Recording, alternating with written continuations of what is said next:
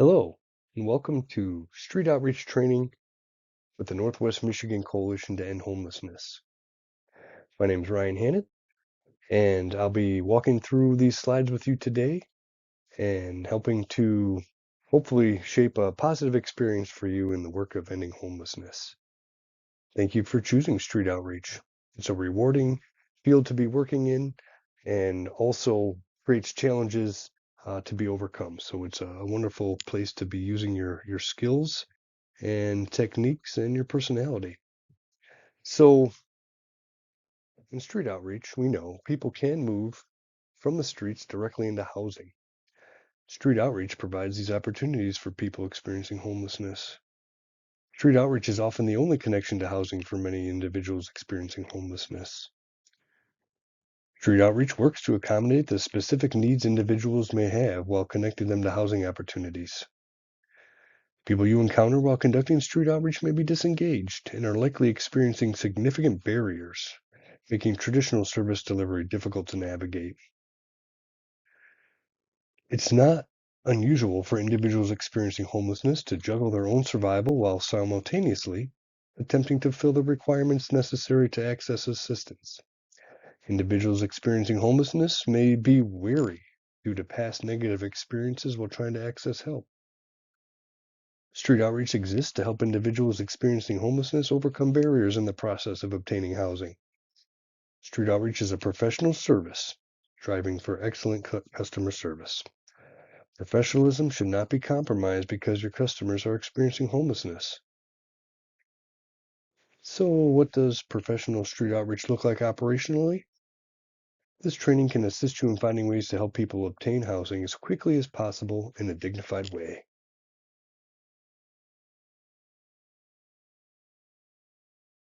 So as we think about street outreach and the core components of street outreach, there's basically five. Street outreach efforts are systematic, coordinated, and comprehensive. Street outreach efforts are housing focused. Street outreach is documented, planned, and strategic. Street outreach efforts are person-centered, trauma-informed, and culturally responsive. Street outreach efforts emphasize safety and reduce harm. These are good points to keep in mind as you're conducting your work because it can get very busy out there. There's a lot of people with needs that can kind of distract us from the ultimate goal of helping people escape homelessness. So as we get into part one of street outreach training, we're going to look at the values and purpose, um, as well as outreach worker and outreach team competencies. Street outreach is rooted in housing first. This means street outreach prioritizes providing individuals experiencing homelessness with immediate access to stable housing without preconditions or requirements related to sobriety or mental health treatment or employment. This approach recognizes that housing stability is a foundational need that must be addressed before individuals can effectively tackle other challenges in their lives. By prioritizing housing as the first step, this approach aims to break the cycle of homelessness and provide individuals with a stable foundation from which they can pursue their goals and improve their overall well-being. There's some core values that we embody in street outreach. Street outreach must be committed to social justice and empowering individuals experiencing homelessness, socially marginalized and disfranchised. Street outreach workers approach clients as ready for housing and work to help them get there. Core values are privileged to serve. It's a privilege to be part of some of the most difficult situations in individuals' lives. It is honorable to be allowed to help someone with a matter as crucial as homelessness. Experiencing homelessness can be a matter of life and death, therefore great care should be taken in addressing it. The end goal of street outreach is to help end homelessness. The harm of managing homelessness is increasing the length of someone's homelessness rather than reducing the time someone is homeless. Street outreach works to end homelessness through ongoing individual encounters. Street outreach cannot be all things to all people. Street outreach activities should be things necessary or connections for obtaining housing. Another core value is to accept that people can be unstable. This does not mean that they cannot be stably housed. Embrace that you will encounter people that are often at the lowest point in their lives. We also value and believe that people can and do recover. It's difficult to recover while living on the streets, and we cannot predict who will be successful in housing. Housing helps to reduce harm and promotes recovery. We also hold on to the fact that we don't fix people. Healing is not a requirement for services. We want to connect individuals to housing as quickly as possible. Once an individual is housed, he or she will be supported in housing-related issues. We also never give up. It's our job to help individuals be successful in obtaining housing or entering programs when available. We must examine our approach to find a way that best helps a struggling individual end their homelessness. Individual responses to offers of support and systematic barriers are not reasons to stop helping individuals. Non-judgment, no really, is a value. We all have our own set of values and moral beliefs. It's important that we set these aside when working with individuals whose beliefs may be different from our own. Differences should never affect how an individual is treated or their ability to be housed. Another strong value in street outreach is respect. People experiencing homelessness are not helpless. Do not treat people you encounter that way.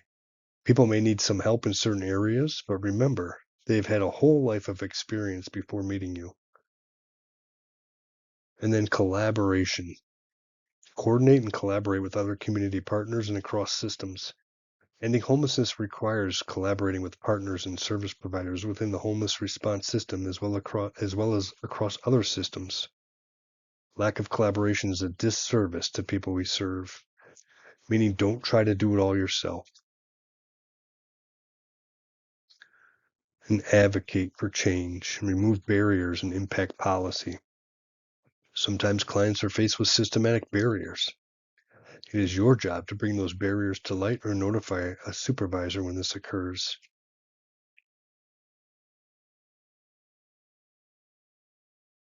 So what problem does street outreach solve?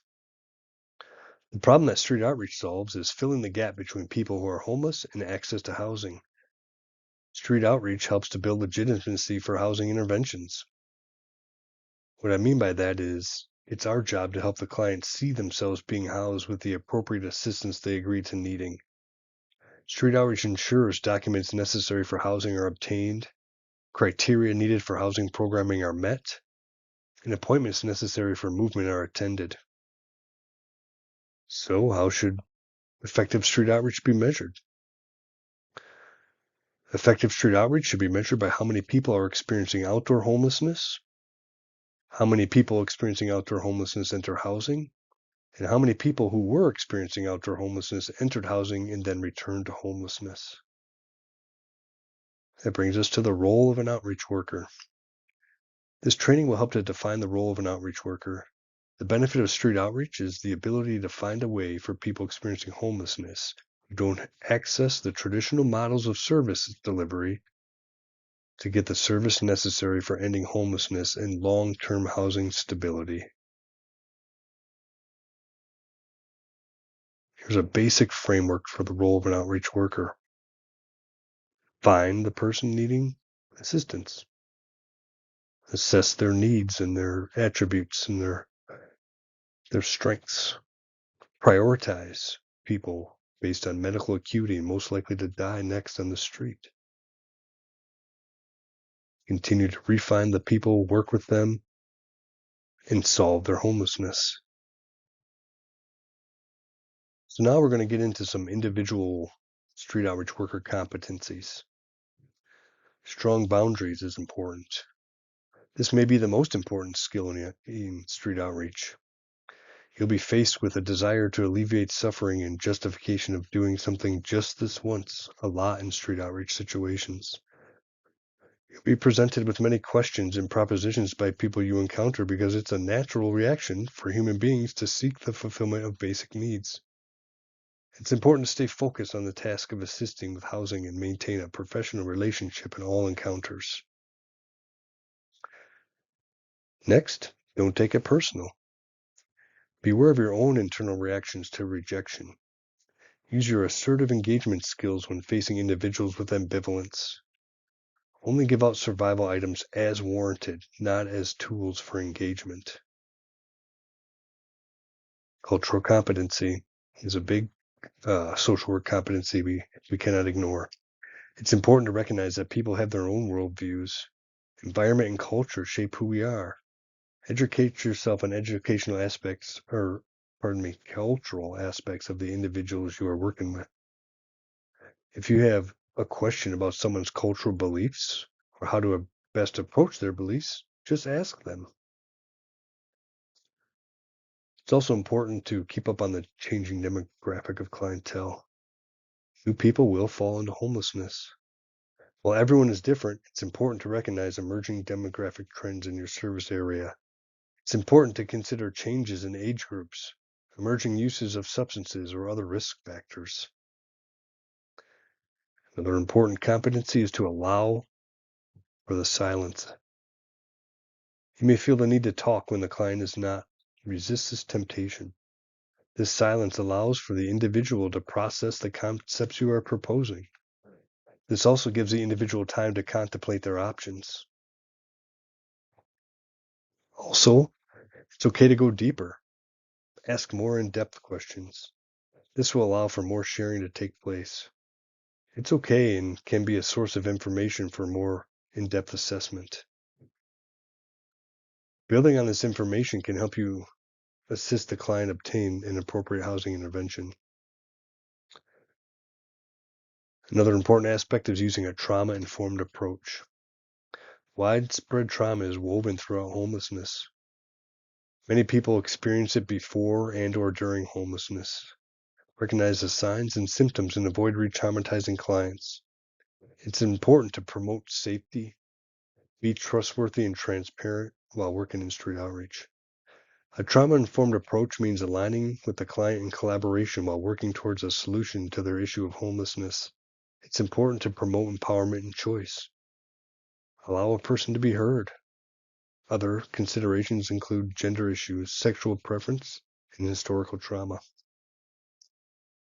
Another competency is the ability to work alone. Much of your time in the field may be alone. It's critical to maintain strong boundaries, stay safe, stay focused, and participate in accountability. Strive to achieve targeted tasks. Maintain communication with your teammates or your team leader. Commit to keep up with documentation. It's also important to be knowledgeable of services and resources in your area. Street outreach must be aware of real-time service and resource availability. Respectful collaboration with service providers can help with this aspect. If partners are educated about your important work, then they are more likely to keep you informed of emerging or changing resources. It's also important to be knowledgeable about requirements and criteria for housing options and housing services, including non-conventional housing options. Street outreach also takes capacity to navigate multiple complex systems. People experiencing homelessness may be connected to or need services from many different places. Ending homelessness and long-term housing stability requires participation of many other sectors of service. You may need to participate in coordinating partnerships within larger systems to assist in means in obtaining housing.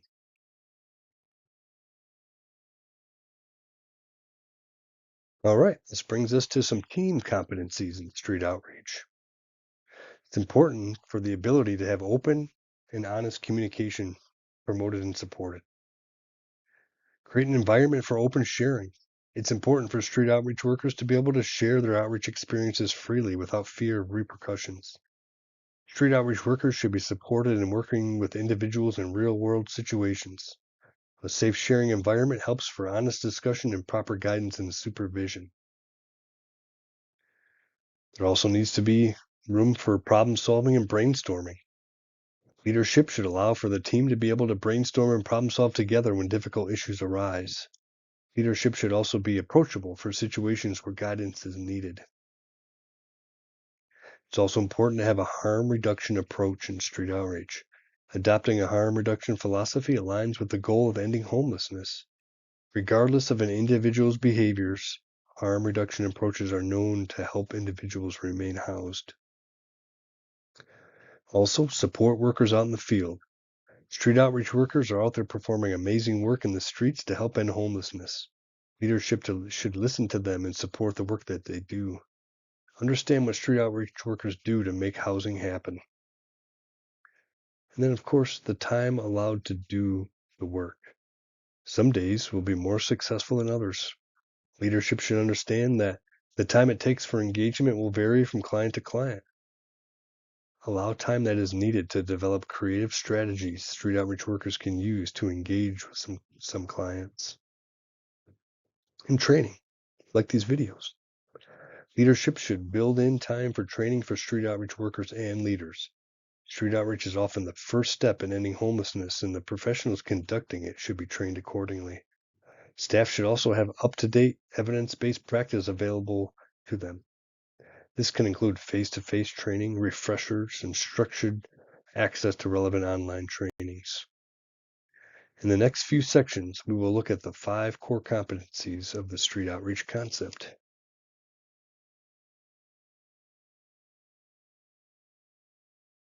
As we begin part 2 of the street outreach training, we're going to take a look at core competency 1. Street outreach efforts are systematic, coordinated, and comprehensive. Street outreach happens here. Entry points such as hospital system or healthcare places, shelters, support agencies, police, registry weeks. Street outreach may be involved in providing guidance and input for those systems, and then navigating with people as they come out of these places or are found in unsheltered situations. Street outreach is there to provide common assessment and assertive engagement, helping people have hope that there is help, that there is a way out, and help them realize that they're worthy of that help, and that the system and the street outreach team will be there with them along the journey. It's the long game here. Remember, housing stability is what we want for the long term. So taking special care in helping people experiencing homelessness through this process, through the system, is really important. Through our assessment, we're able to identify people that need our help more than others. It doesn't mean other people need help as well, but the people that need our help the most are out there, and we got to ensure that we're able to give it to them. So we do our assessment and come up with a by name list. So we're the eyes and ears, street outreach out there for the system.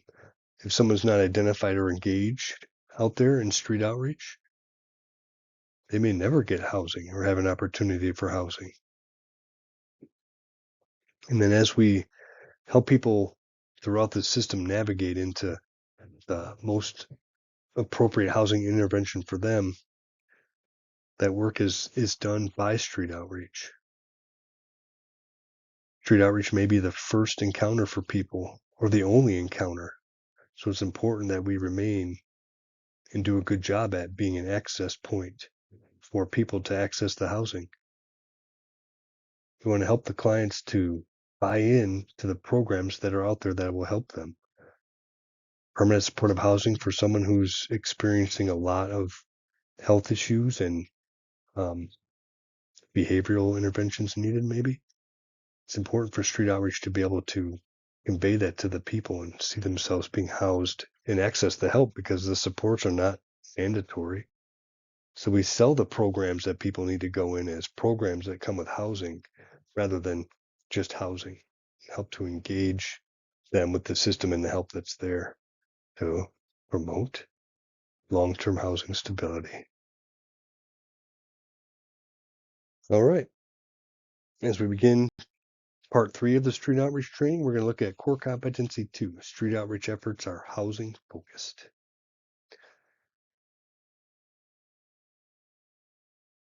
So for street outreach programs or efforts, there's a couple of different approaches.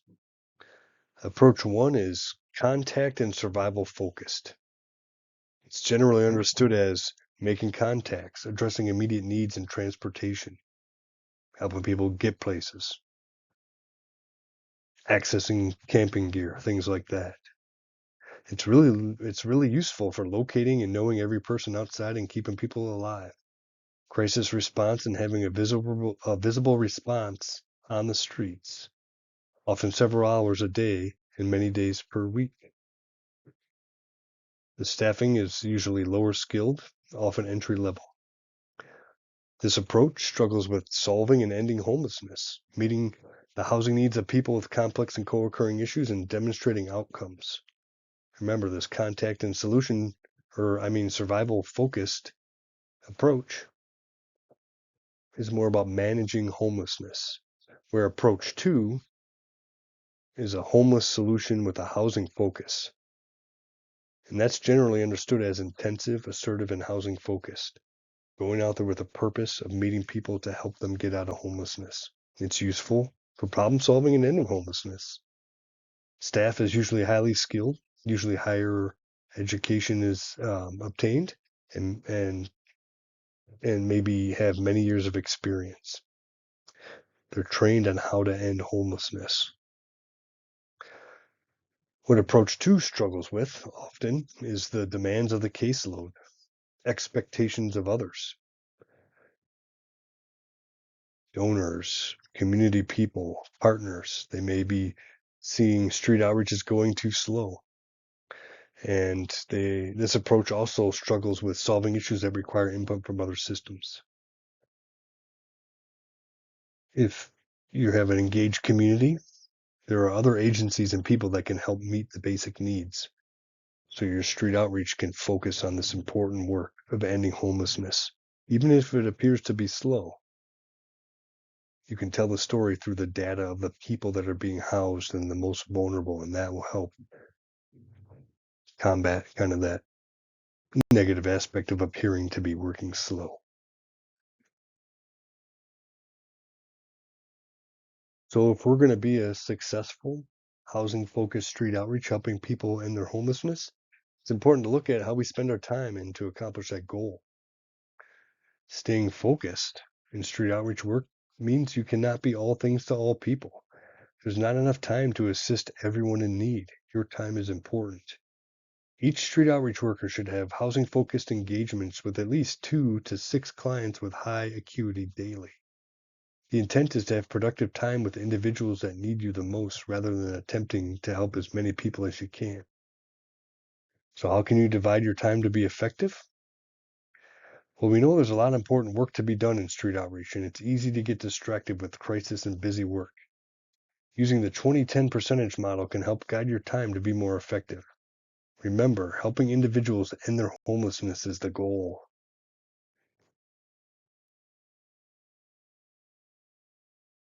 How do you spend your time in outreach? 70% of your time through housing specific activities. 70% of your street outreach time should be spent actually helping individuals get into housing. This may include looking for housing available units, completing rental applications, talking with landlords, viewing units that are open. Also the by name list management and matching process, helping the system work for the most vulnerable. Also, housing subsidy applications, vouchers, permanent supportive housing, that sort of thing. Furthering the breakdown of your time in street outreach, we look at approximately 20% of your street outreach time should be spent assisting individuals obtaining necessary documents for housing. We call this document readiness. This may include state-issued identification, birth records, social security cards and statements, acuity and prioritization assessments, program referrals, verification of disability, and verification of homelessness. So that leaves about 10% of your street outreach time. And that should be spent on finding new individuals experiencing homelessness on the street. This can also be done through referring agencies, other clients, and relationships with multidisciplinary teams.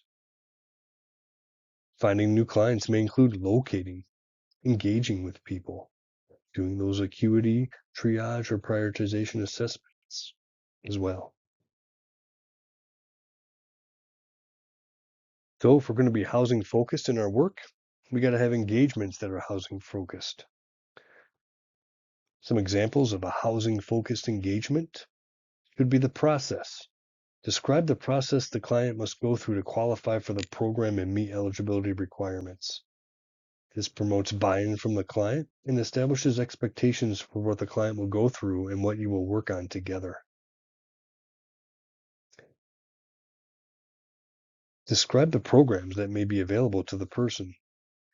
Using a supportive program that comes with housing approach promotes further program engagement and longer-term housing stability.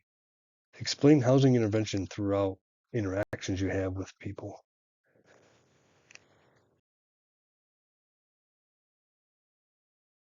Assessment is also part of a housing-focused engagement. When assessing, inform the client that the purpose of the assessment is to help identify what type of housing intervention is right for them. Explain that honesty in answering the questions is meant to help determine ways to keep housing and not to exclude them from housing. Describe how it is ideal that housing work for them and their life.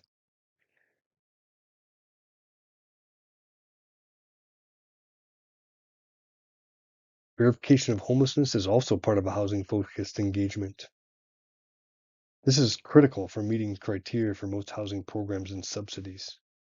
Documenting interactions and episodes may be necessary for qualification to special programs, such as for people experiencing chronic homelessness. An example of language for a verification of homelessness is listed there on the slide and may sound something like this. I, Ryan, observed on today that John Q. Homeless is residing at a camping location known as the Pines on the west side of Traverse City. I have verified that physical description is in this county. In my professional opinion, this is John Q. Homelessness's primary nighttime residence and is a public or private place not meant for human habitation. So that document uploaded into the homeless management information system can serve that purpose, that a person may be able to fit the criteria for the homeless housing program because they are in fact homeless.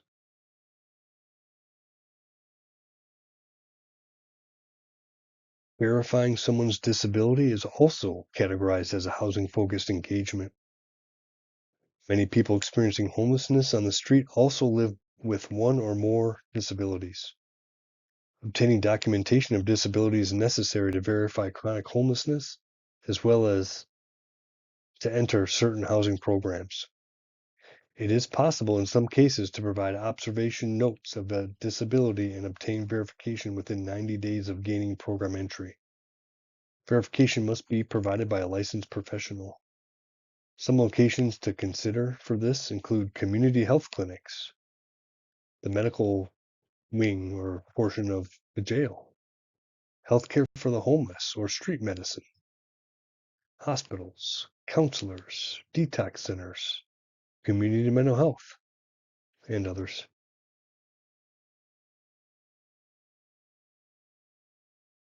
I know I've said this a lot, but I really must reiterate. Housing can be solved. People can move from the streets to housing. A solution focus is part of a housing-focused engagement. A solution focus in street outreach is a focus on housing. Once a relationship is established, focus on housing. This is the first encounter most of the time. A housing-focused engagement is an interaction with a focus on housing. Each engagement is objective-based, meaning it is personable, purposeful, deliberate, and planned. Housing-focused engagements involve performing activities that lead to housing and working on the things required to obtain housing. You are there to help them through that process.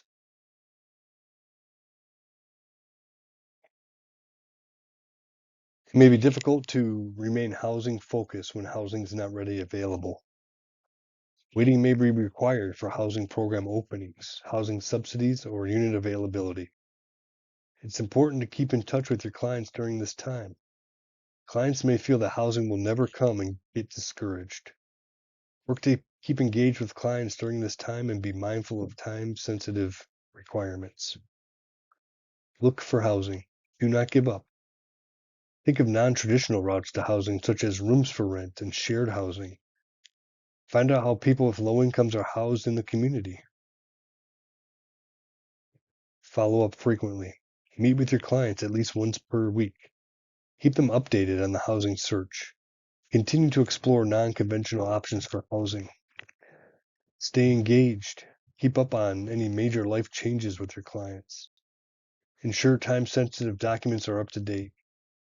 Recertify homelessness as required by housing programs or subsidies.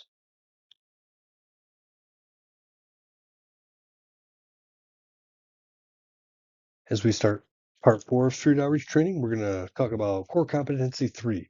Street outreach is documented, planned, and strategic.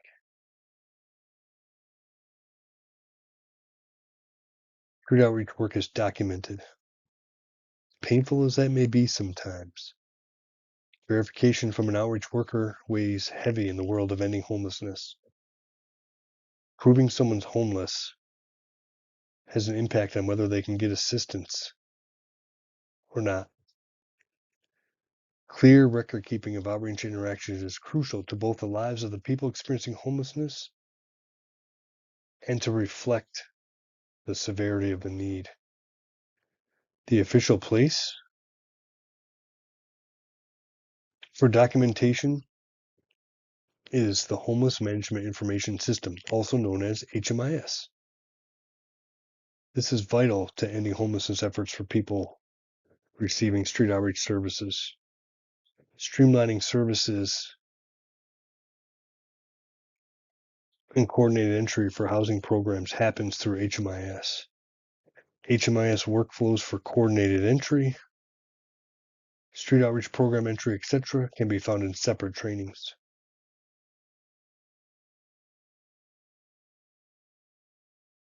Here's a template for a street outreach case note.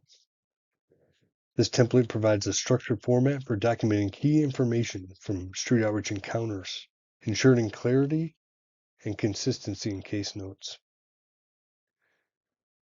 Location, where the encounter took place. A brief summary, a concise overview of the encounter.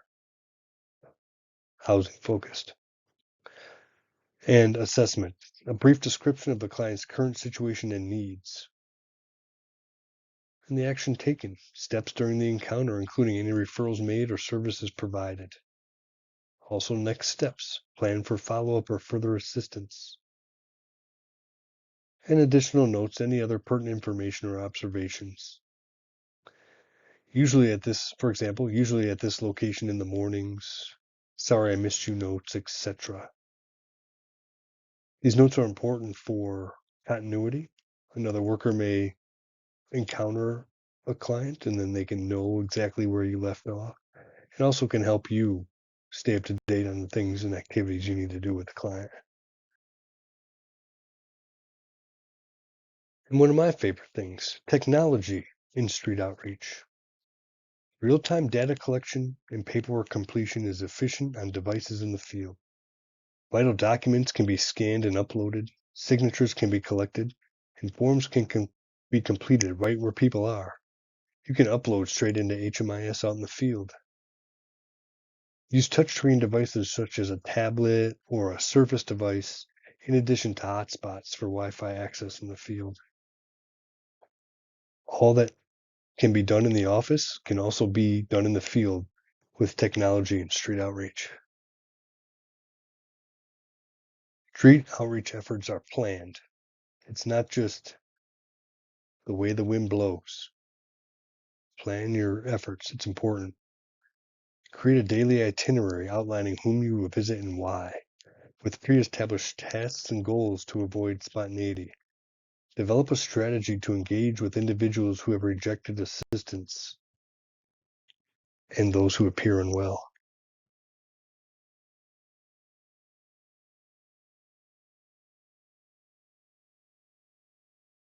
Another good way to ensure street outreach is planned is the daily check-in meeting. This meeting is aimed at being fast, effective, and efficient to help guide the day. The team and the supervisor have a chance to connect about goals of the day. Also, important announcements or information you might need to know. Meetings should last no longer than 30 minutes and can take place anywhere. After all, you are street outreach. Street outreach is also strategic. Let's talk about engagement. Building trust with people experiencing homelessness is an important piece of engagement leading towards the result of being able to assist individuals in ending their homelessness. People you are seeking to help may have lost faith in the system, may have given up on themselves, or may be experiencing extreme feelings of brokenness. Initial meetings are important to build trust. This can be done quickly or may take longer. However the length, it's important to remain consistent. Meeting people where they are at also requires consideration of experiences of the client. Understand where a client or potential client is coming from. Careful consideration should be made to not re-traumatize people in the engagement and housing process. Accept the person's reaction to their situation. This forms a basis for where to begin with engagement.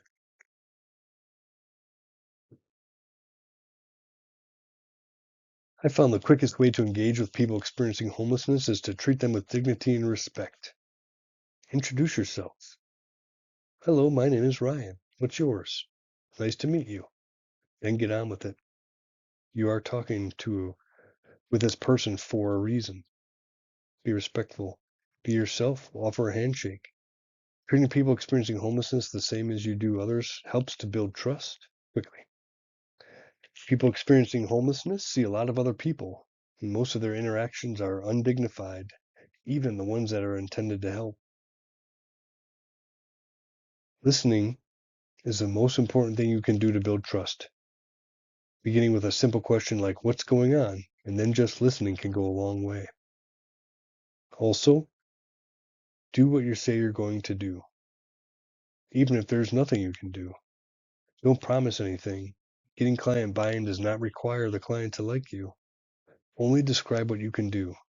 This may be hard to grasp. However, you are there to assist in housing access, not earn likability with providing things.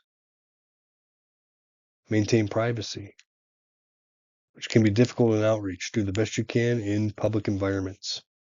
People experiencing homelessness have a right to their privacy. Be intentional about this. Temptations to break privacy to gather information quickly or promote the cause of your program will present themselves often. Breaking a person's privacy will be detrimental to any trust-building efforts. Be on time always. This helps relate that you care about the person and that they matter. People have things to do, not just wait around for you. Valuing your time, your client's time, valuing your time over client's time conveys the wrong message. Presence. Remain focused and present with the client. You are providing a service for the person. Don't let your stressors or other obligations get in the way of time with the person you are working with.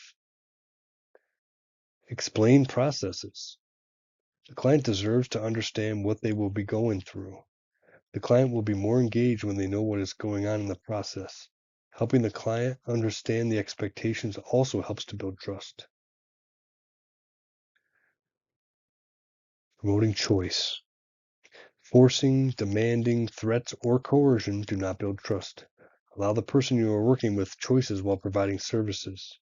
This builds trust and promotes engagement. This can look like choosing the order of documents to obtain or applications to fill out, choosing to miss meetings with you, choosing not to like you, choosing to engage in bad behaviors. Remember to remain non-judgmental. Accept that people can be broken or unstable. It's okay for people to be different. People do not have to do things the way we do things. Non-judgmental means to work with a person-centered approach. And coordination. Coordinating and street outreach happens internally and externally. Within the team, match strategies of team members with challenges of clients. Within the community or the region, coordinate with partners for intake, discharges, and program transfers. This can take place at places like hospitals, detox centers, treatment centers, and jails. Hours of operation. Although times can vary when assisting clients through street outreach, morning engagements typically result in fewer distractions and better results. Street outreach workers may find it easier to find clients in the morning before they have left for the day. Another benefit to morning engagement is that it allows ample time to connect with resources, supports, and programs during their business office hours. Scheduling street outreach workers for earlier shifts generally promotes a more productive workday and gives time at the end of the day to complete leftover documentation of the day's events. On-call outreach workers can be beneficial to handle referrals and afternoon community partner communication. Also, keep in mind that mornings may not work for every client.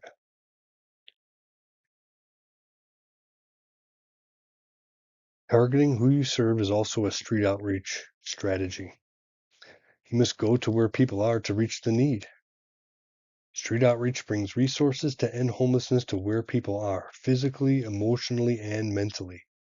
Targeting who you serve is strategic. You will find clients or potential clients in many different places at many different times. It's important to be strategic in targeting for engagement. Each visit has a purpose. Remember, you may be making a first contact, verifying homelessness, assessing acuity, educating clients about programming that comes with housing, and/or assisting with document readiness. Street outreach is an intervention, an action to improve a situation. You can think of it as running interference into the affairs of another. Bringing resources to help people end their homelessness should not be random, but rather targeted. Locating people experiencing homelessness is also a strategy to think about in street outreach. You must go to where the people are to reach the need. Out in the streets, there are many places in the streets that people experiencing homelessness may be. When approaching someone sleeping or sitting on the streets, identify yourself and your role. This conveys your purpose to the person and can help with fear and uncomfortableness. This includes near buildings and heat exhaust vents. Encampments. Remember you are approaching someone's domain. Announce your presence and identify yourself. You may be invited to a camp, receive a tip or a complaint of a camp, or you may find one in your travels. Be discreet. It's important to try not to give away the sleeping locations of people experiencing homelessness. However you get there, you are a guest with a purpose.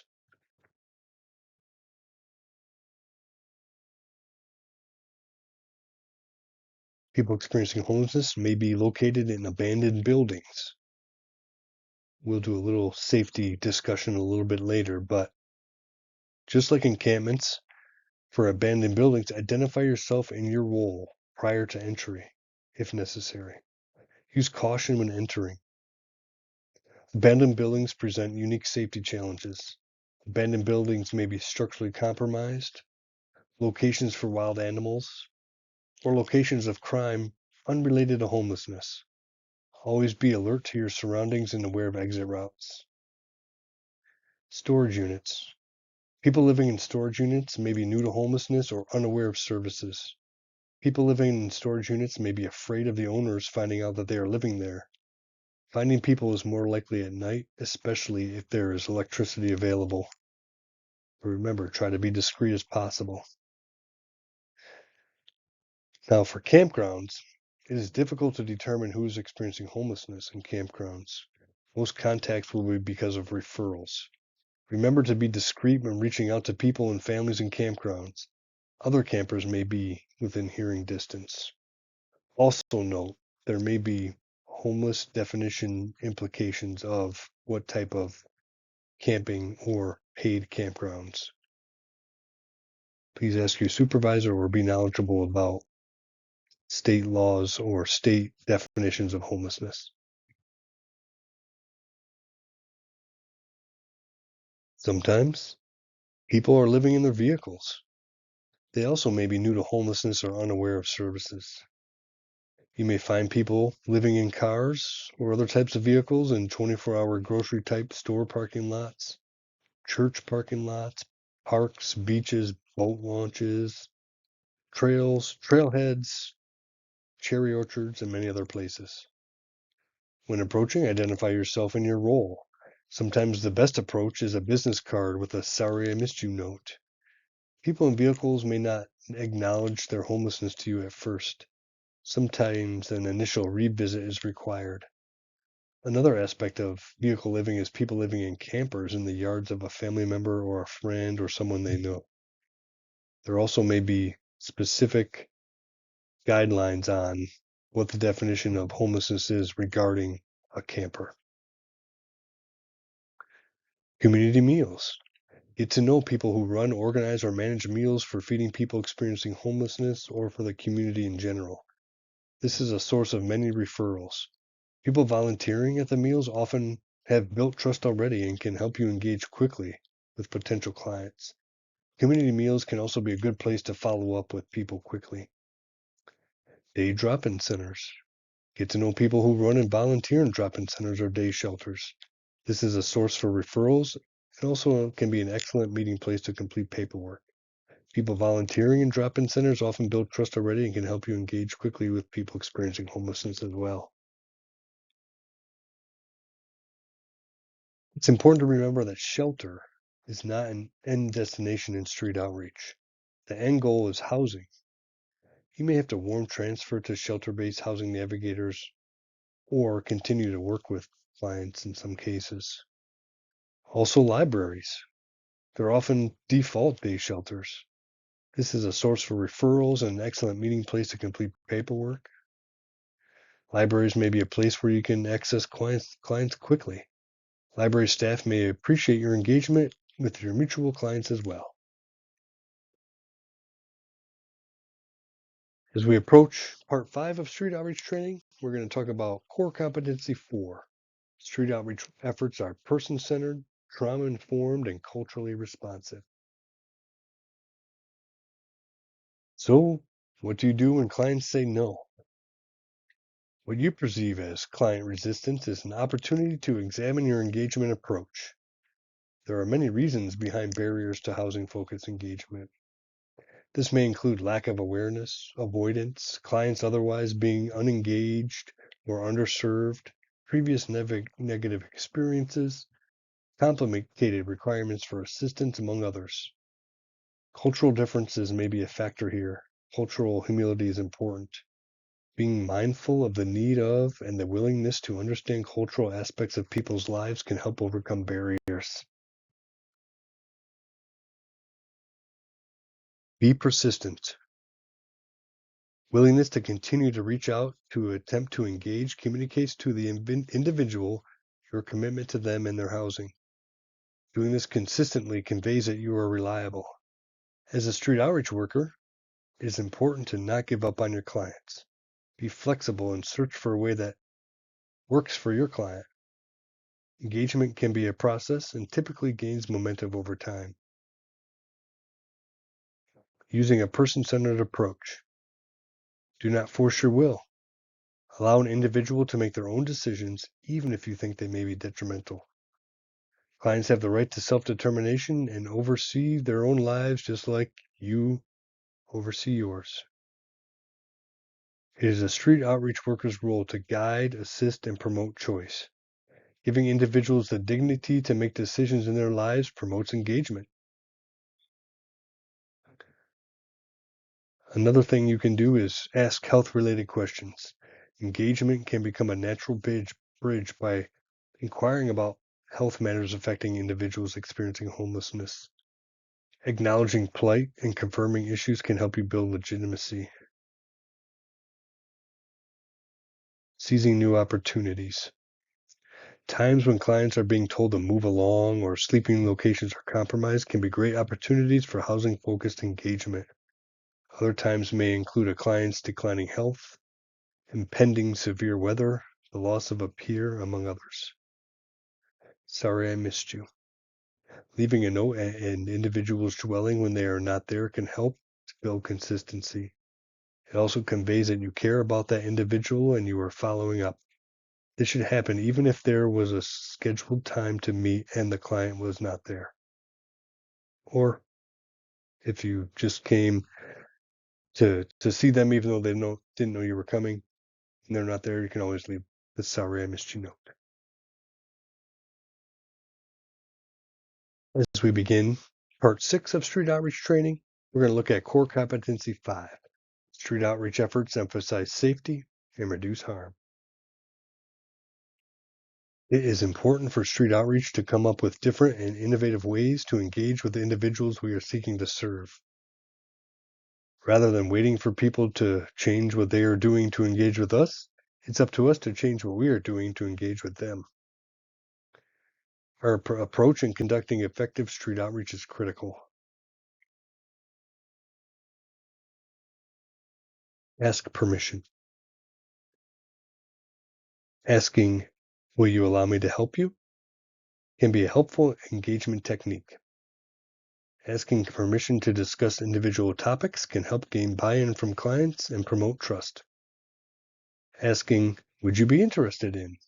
allows for client choice in your interactions while still letting you offer progression on the path towards housing. Progressive engagement. Engage at the level the individual needs.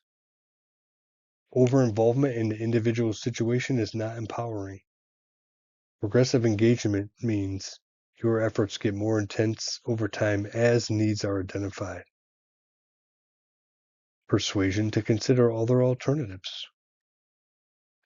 Using motivational interviewing techniques with clients can resolve ambivalence and help a client formulate motivation to engage. Use motivational interviewing to guide a person through the process of obtaining housing. Triage. Triage assessments help guide a targeted approach to outreach. Seek people who need street outreach the most first. It is important to remain safe in street outreach. While going to where individuals experiencing homelessness are is necessary, it is also important to be aware of your surroundings. Observation is an important part of street outreach. While observing the condition of a client's living space, keep in mind a safe exit if needed, as well as health hazards around you, such as drug paraphernalia, feces, and wild animals.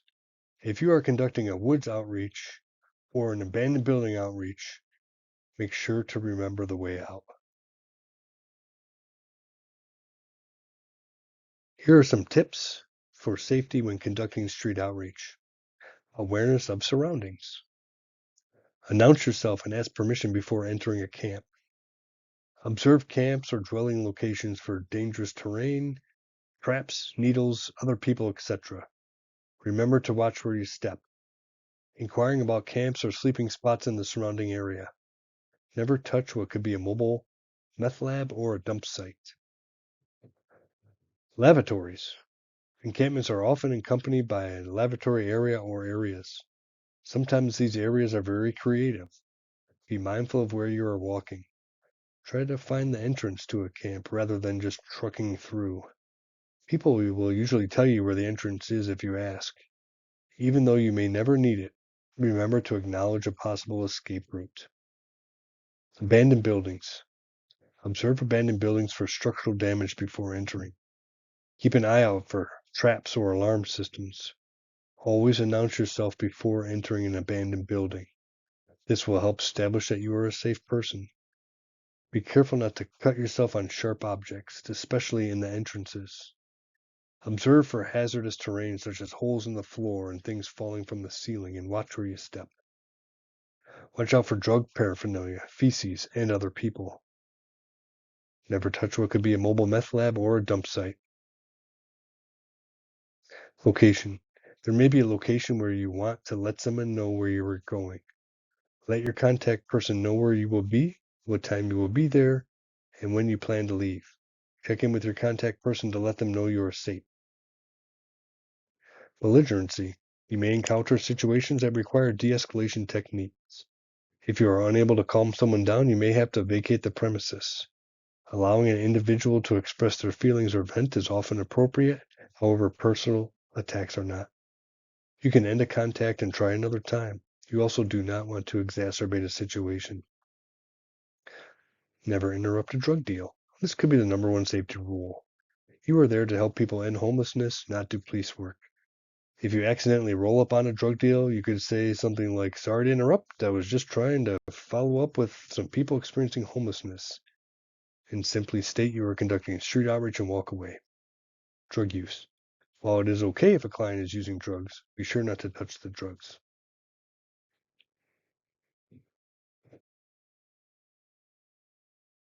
Partnership and collaboration.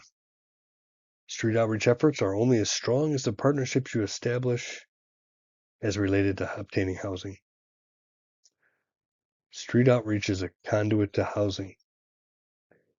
Street outreach cannot operate in a bubble. Connecting to partners in other sectors of service is vital.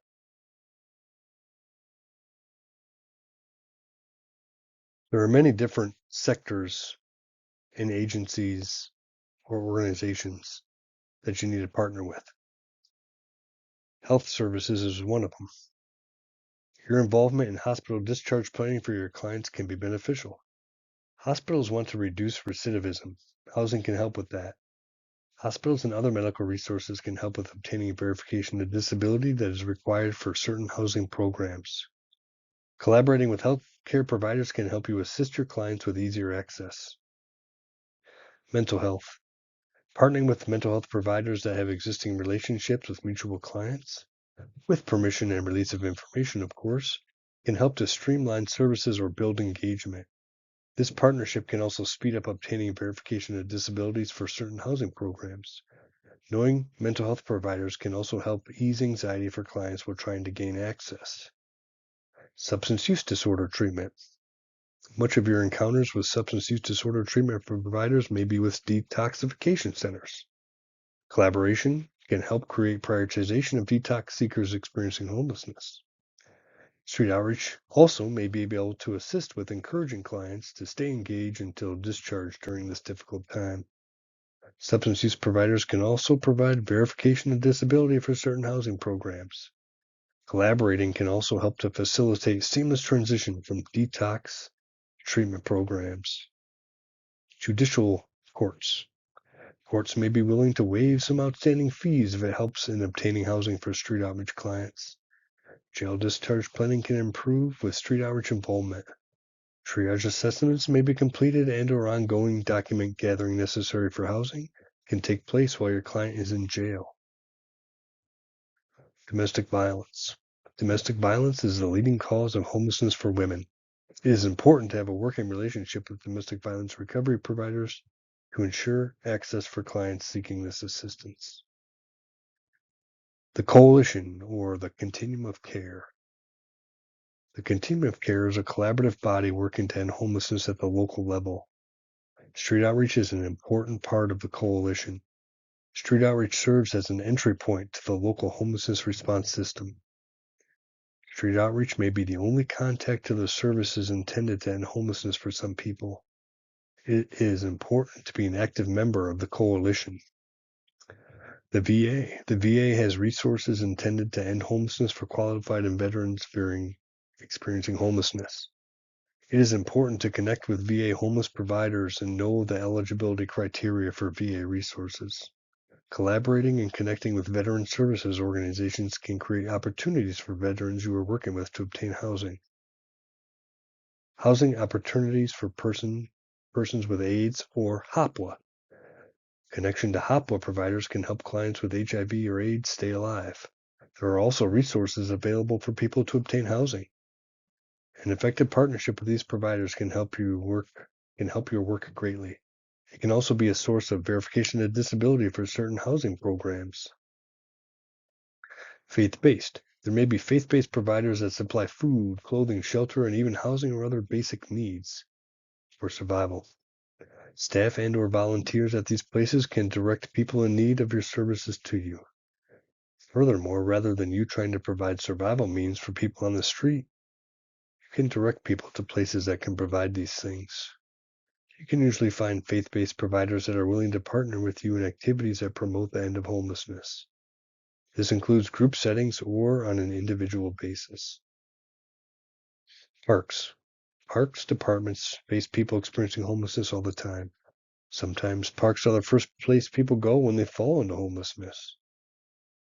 Establish a relationship with your parks department to promote engagement opportunities rather than confrontations or move-alongs. Law enforcement. It's not unusual for law enforcement to receive numerous reports from concerned citizens about individuals experiencing homelessness. Forming collaboration with your local law enforcement officials can ease burdens on your clients and result in engagement opportunities. Educate law enforcement on homelessness facts and what is being done to end it. Police officers are more likely to be helpful if they know there are alternatives. Remember, do not engage in police work, but do work with them to help your efforts to end homelessness. In conclusion, street outreach is a unique opportunity to meet people where they are at for assistance in moving directly from unsheltered situations to permanent housing solutions. The professional approach by street outreach is purposeful and meant to alleviate the suffering of homelessness once and for all. As a part of a larger system with the same goal, street outreach provides access for people who otherwise remain disenfranchised. Remember the role of street outreach as a vital part of any homelessness response system. I hope this training has served you well, and I leave you with happy housing, people.